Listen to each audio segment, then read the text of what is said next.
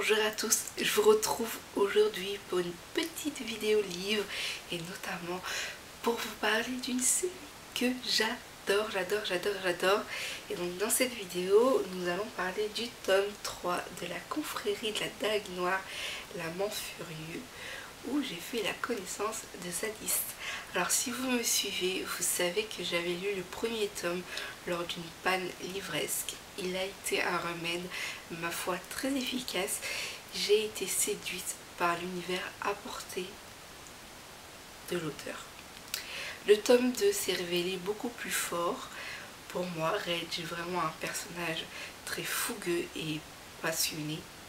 J'ai adoré et je crois que le tome 2 a marqué mon addiction pour cette saga et le tome 3 confirme littéralement mon addiction. Alors, il y a tellement de choses à dire sur ce troisième tome.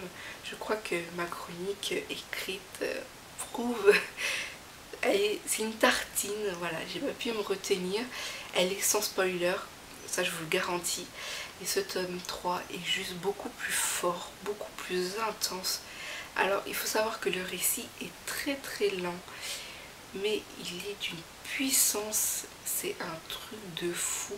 Je l'ai lu en lecture commune avec Mani et nous avons ressenti les mêmes émotions, les mêmes sentiments au même moment.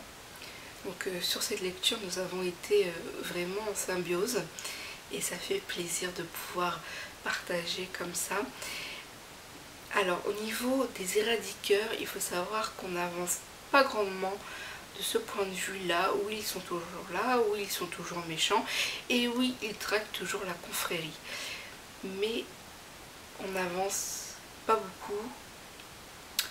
Il y a un des éradiqueurs qui se détache des autres. Il est différent et il est vraiment mis sur le devant de la scène. Alors je ne sais pas pourquoi, peut-être qu'il aura de l'importance plus tard. En tout cas, il est à suivre.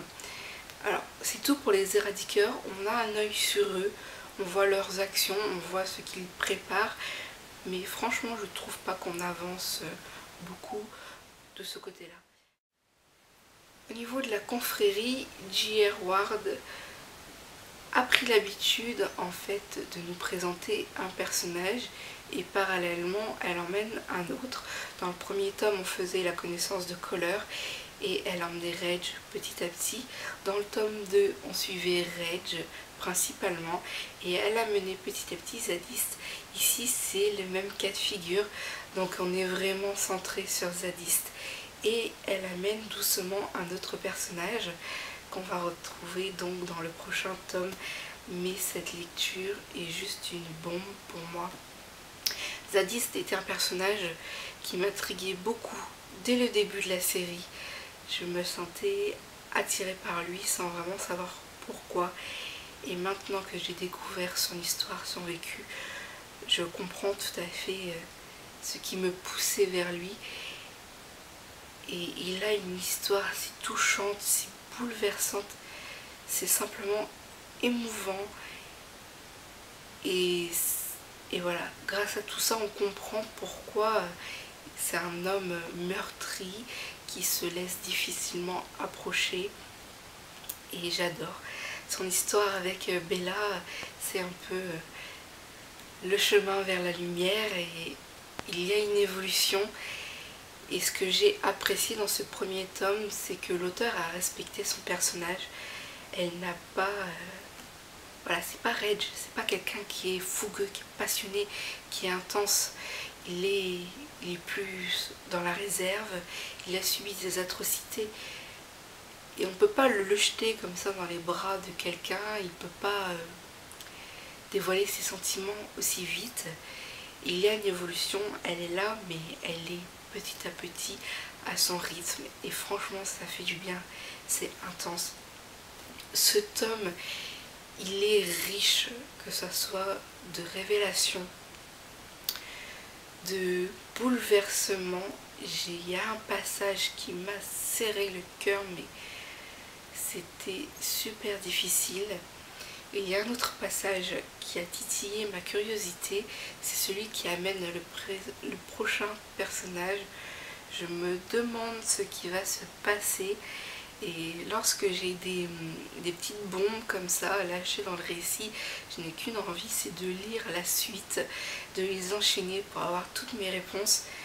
Mais en même temps, j'ai pas envie de le faire parce que je veux savourer cette saga pleinement. Donc je ne le ferai pas, mais j'ai qu'une hâte, c'est franchement avoir mes réponses parce que l'auteur a le don de vous attraper, de vous mettre des petites bombes un peu partout. Et c'est un récit qui ne s'essouffle pas, ça se dévore. Pourtant c'est écrit petit, c'est une petite brique quand même.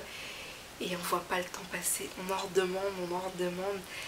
C'est que du bonheur, c'est une lecture, c'est une série, un remède contre les pannes l'ivresse, contre les maux, contre le moral en baisse. C'est ce qu'il faut en fait. J'ai pris énormément de plaisir à découvrir Zadiste. C'est un personnage que j'adore. Maintenant que j'ai percé un peu son mystère, il y a deux personnages qui ont toute mon attention pour les tomes à venir. Il y a tout d'abord Thor, voilà, il y a Thor tout d'abord.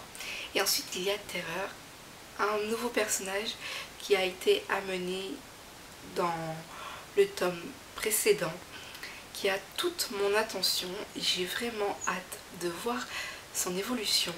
Il titille ma curiosité et j'ai un faible pour lui. Et j'ai vraiment hâte de savoir ce que ce personnage va donner par la suite, l'importance qu'il va prendre aussi, parce que, comme je le disais, ce tome est riche de révélations. Les personnages, il y a des liens entre eux, et je ne sais plus où donner de la tête pour vous en parler, parce que j'ai peur de partir dans tous les sens et d'avoir une vidéo vraiment décousue, mais ce tome est juste... voilà, c'est ma petite bombe, c'est mon must-have, et j'adore. Voilà. Je ne sais pas si vous avez lu, si c'est votre tome préféré ou pas, mais moi pour l'instant c'est mon tome favori. Il est beaucoup plus fort, beaucoup plus intense, et vu tout ce qui s'est passé dedans, j'ai vraiment hâte de lire la suite pour avoir mes réponses et puis poursuivre maintenant mes personnages préférés. J'ai l'impression de faire partie de leur univers. C'est ça, quand on est à fond dans l'histoire, on s'en rend pas compte, mais on est dedans quoi, et c'est un truc de fou. Donc j'ai vraiment hâte de continuer. Mais je pense que je vais lire le tome 4 à la rentrée pour commencer, enfin pour démarrer l'automne et l'hiver avec mes guerriers. Comme ça, même si le temps est maussade, j'aurai du soleil dans ma vie grâce à cette confrérie. Cette saga, c'est vraiment ma saga préférée en matière de Beat It. Bon, bien sûr, je n'ai pas tout lu, mais pour le moment, au niveau de Milady, elle a détrôné tout le monde. Donc j'adore, je suis fan. N'hésitez pas à passer voir ma chronique, elle est beaucoup plus... Comme toujours, ma chronique est beaucoup plus réfléchie que mes vidéos qui sont un peu plus spontanées. Je vous garantis que ma chronique est sans spoiler, même s'il se passe énormément de choses. Personnellement, j'ai pris énormément de plaisir à savourer toutes les révélations de l'auteur, ces petites bombes qu'elle a lâchées, et du coup je ne peux pas me permettre de gâcher la surprise des autres lecteurs. Donc mes chroniques sur la confrérie sont sans spoiler, et mes vidéos aussi. Donc n'hésitez pas à aller voir les vidéos précédentes, mes chroniques, si le cœur vous en dit. Voilà. Et je vous mettrai les liens un peu partout. Et pour la chronique, elle sera dans la barre d'infos. Voilà, j'ai beaucoup de mal à sortir de cette lecture. C'est un truc de dingue. Mais je vous retrouve très vite pour de nouvelles vidéos. Et je vous souhaite une très belle semaine. Ciao!